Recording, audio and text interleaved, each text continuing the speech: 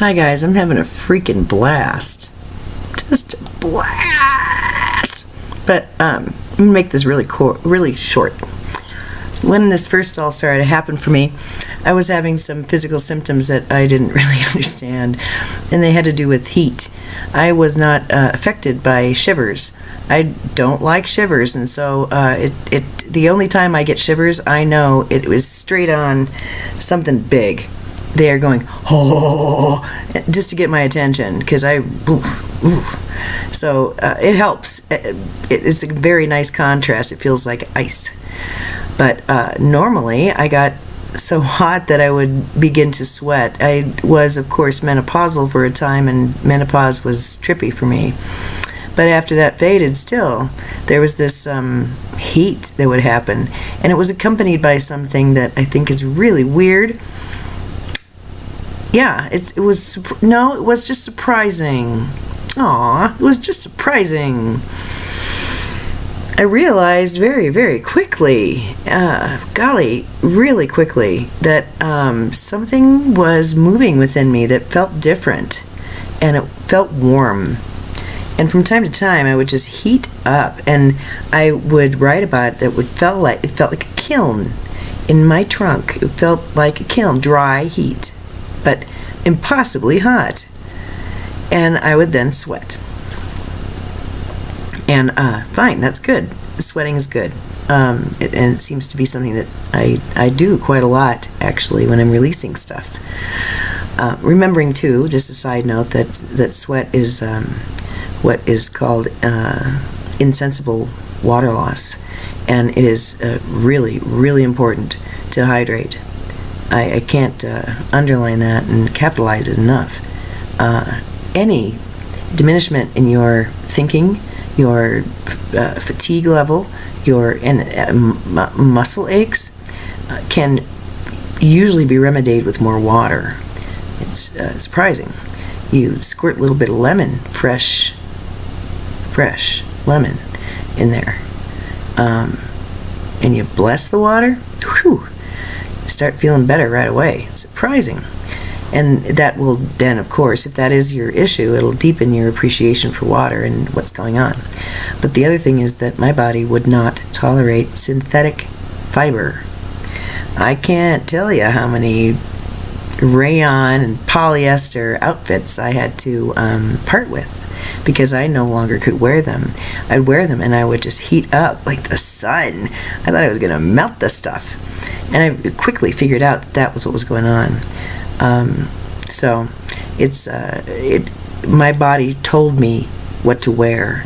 I now have a little bit more flexibility, and I like blends, and I like stretchy pants, and it's not, the idea is not to be crippled by your symptoms. It's to just flow with your body and have your body start talking to you. And the body would prefer to breathe. That's the thing with petroleum-based products. You might notice that in some places they ask you to take off your shoes.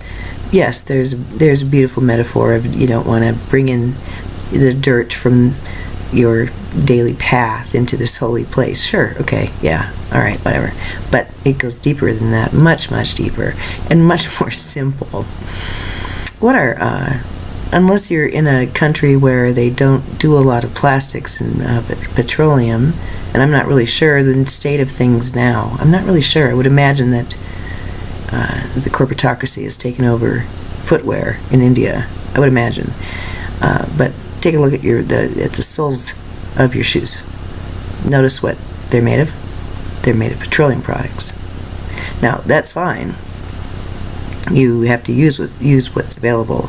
I've been able to run incredible light wearing clodhoppers with plastic sole. Duh. But if you want to be really intentional about it, and I don't know if it just makes sense to you, take your shoes off and you can run your energy easier. You don't have to work against it quite so much. Let's just put it that way. You have to blast it otherwise. I myself am actually, I use this now to my benefit. I've gotten tricky because sometimes my feet get incredibly cold and my shins ache. They I always have since I was a kid. My peripheral circulation has not been the best, and my feet get so cold and they ache. So I have polyester or whatever, synthetic socks. It's a workaround. I know I can run the light. It's no big deal. I'm not hampered by socks. Are you kidding me? Oh, yes. I have all this power, but I can't use it because of my socks. That's freaking laughable. That's like me saying, oh, yes, Sammy, we have to move because I've become so fragile. I just can't stand the exhaust. Yeah, whatever, dude. You spoke. So whatever. But this... yeah, this is my savior when it's a winter day and I'm freezing. Put on these socks, I'm great. But normally, yes, they are cotton. They are cotton. Everything I own is cotton. And I really am very easily, I can identify on my body what is synthetic and what isn't. Because I get all heated. So it's not like you can't run energy. It's just that it is an impediment to its easy release. So also about Kundalini, when you're first awakening, what's happening is there's energy that hasn't moved quite the way that it's now requesting to move, and you've got some spiraling going on. This is stuff I know. I have not been taught because no one knows. So it's a spiral. And I think of it as golden. I want to talk about what Jalarta is, but this Kundalini is, there's a lot of talk about the serpent and the eagle, the hawk and the eagle. Anyway, it's I don't resonate as much with the South American imagery, the Mayan stuff. I think I'm must have been asleep during the Mayan era. I was there for a little bit. I'm totally into astronomy, but yeah, the other stuff, no, not so much. So the idea behind this is that there's this golden light that starts spinning, and that's of course what's heating you up and doing all the stuff that it's doing, making synthetics difficult to wear, blah blah. But it's also very sexual energy. It's always very, very sexual and kind of like non-electrical. It's different than that. It's more organic. It's more profound and physical, and you can feel it start moving. So work with it. You may feel that you need to move your body more. You may feel like you need to be, your feet, you can't even stop them. They need to be out in nature. And there may actually be this imperative, I gotta take my shoes off. I gotta put my feet on the grass. They've gotta feel the grass blades. It's just, oh yeah, that's it. I've just laid my whole body down onto the earth, and wow, you can really get off on that. That's like making love. Just actually thinking of that this thing is supporting you, and wow, that can start it flowing. Those who are animal whisperers and the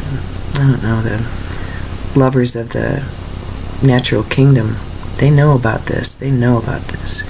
But for the rest of us who may not be as plugged in, it's really amazing energy, and it's running through you. It's we're not disconnected from the earth. The earth is running this stuff. And it's saying, oh, look, another host. And it begins, and then it enlivens and instructs. So, and then Jalarta. I learned about this a very long time ago. My sweet friend Diane and I still use this word. It is a more tucked-in word,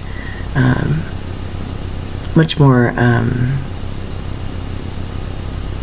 It's in the area of Blavatsky and Theosophy, the Great White Brotherhood, the Ascended Masters, that kind of stuff. I just love it. And Jalarta is what we can fix our egg with. There's an idea that there is this egg, golden egg, and of course it's full of stuff, but if you imagine, it's a very crude visualization, but it's a start when you imagine that you've got this nice fuzzy golden orb around you, and you are emitting it, and it's full of this gold. Well, sometimes we can take on insults, and we can have wounds, and we can use Jalarta, and a healer can assist us. They can have a jar of it in their meditative hand, and as they're healing you meditatively, they dip into it, and when they see a crack in your energetic egg, they go, and it fills in the imperfections of your energetics, and it's that liquid love, and it just, everything runs more smooth. That's a very nice thing you can do for another. And when you are visiting someone and you're feeling, you can ask to see their energy as a golden egg, if you'd like. And the golden egg will reflect to you if there are breaks or inconsistencies in the energy or wobbliness. And of course you can play with it just, energetically. But if you've got to imagine a jar and this nice goop that maybe smells like the best thing you ever smelled, it's God. This is God. So, and then you just apply it and put it in there, and understanding that the moment that you put it in there, it's perfection. And the gift isn't the Jalarta, the gift is your hands, but do that. Give them that. Get it to spin nice.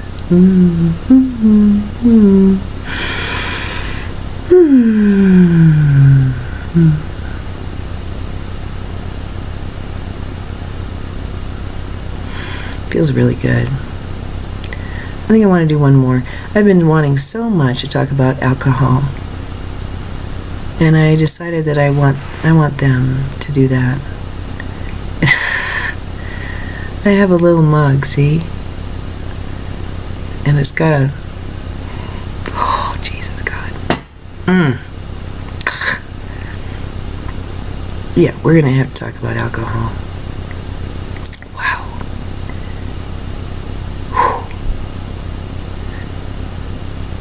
We'll start. I'm going to open it up, and then I'm going to let them do it.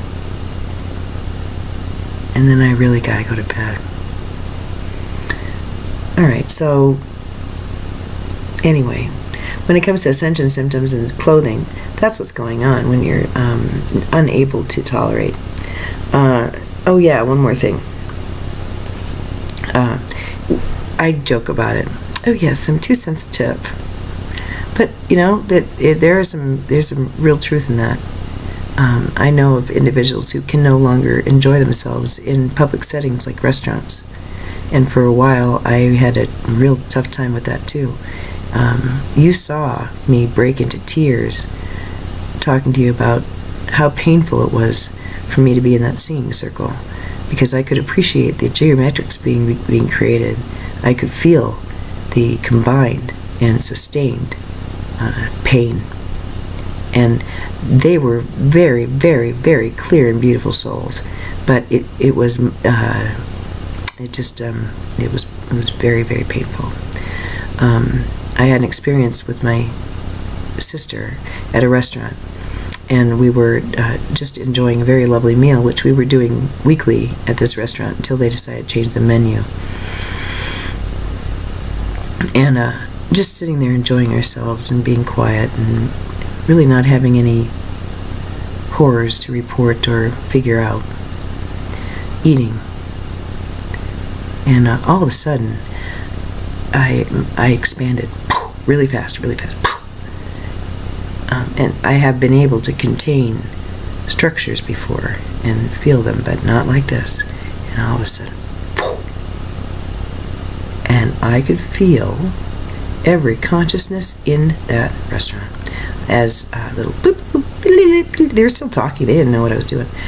And so they were doing their thing. But I was aware of all of them. And not only that, just their essences, but I could hear them. God, it was so loud. It was overwhelming sensorially. It was just astounding. And I just sat there. I remember it happened with my dad too. Whoa. And I realized as I'm doing, oh, God, she doesn't know what's going on with me. Oh, God. And I just kept with it as long as I could, knowing it would pass, and really kind of getting off on it, because, wow. But, I mean, I didn't know anybody's story, and I didn't, that wasn't the point. The point was that I could feel everyone. And I I guess, just had an expansion, but it was immediate. And it surprised me. So, when it comes to ascension symptoms and your energy changing, there are many different ways that it can express. That the senses are a prime target for changes.